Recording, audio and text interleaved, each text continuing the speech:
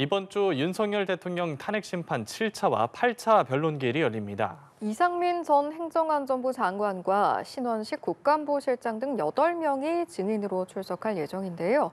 계엄 사전 모의 여부와 부정선거 의혹 등 주요 쟁점을 놓고 치열한 공방이 벌어질 전망입니다. 김태욱 기자입니다. 윤석열 대통령 탄핵 심판 7차와 8차 변론기일이 오는 11일과 13일 헌법재판소에서 열립니다.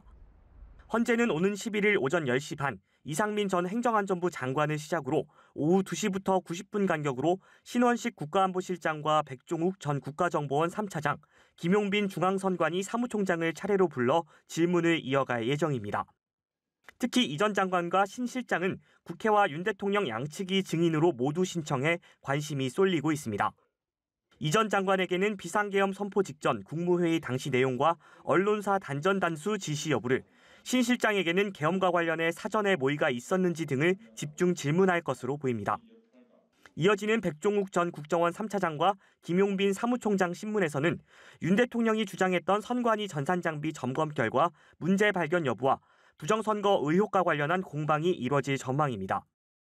13일 8차 변론에는 오전 10시 반 조태용 국정원장을 시작으로 오후 2시부터 김봉식 전 서울경찰청장과 조지호 경찰청장, 조성현 수도방위사령부 제1경비단장이 증인으로 출석할 예정입니다.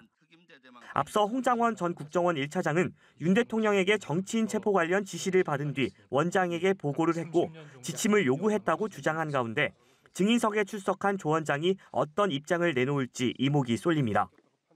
또 구속 기소된 조지호 경찰청장과 김봉식 전 서울경찰청장에게는 비상계엄 당시 경찰을 동원해 국회를 봉쇄하고 주요 인사 체포조 운영에 가담하게 된 배경에 대한 질의가 이어질 전망입니다. 한편 헌재는 지난 6차 기일 당시 이진우 전 수방사령관이 주요 답변을 거부했던 만큼 직권으로 증인 채택한 조성현 단장에게 계엄군 국회 투입 경위를 물을 것으로 보입니다. 공식 지정된 변론 기일은 8차가 마지막이지만 헌재는 아직까지 변론 종결을 위한 최후 변론을 준비하라는 요구를 하지 않은 것으로 알려졌습니다. 또 중요 인물인 한덕수 국무총리와 이경민 방첩사령관 직무대리의 증인 채택도 보류돼 있어 추가 기일이 지정될 가능성은 아직 열려 있습니다.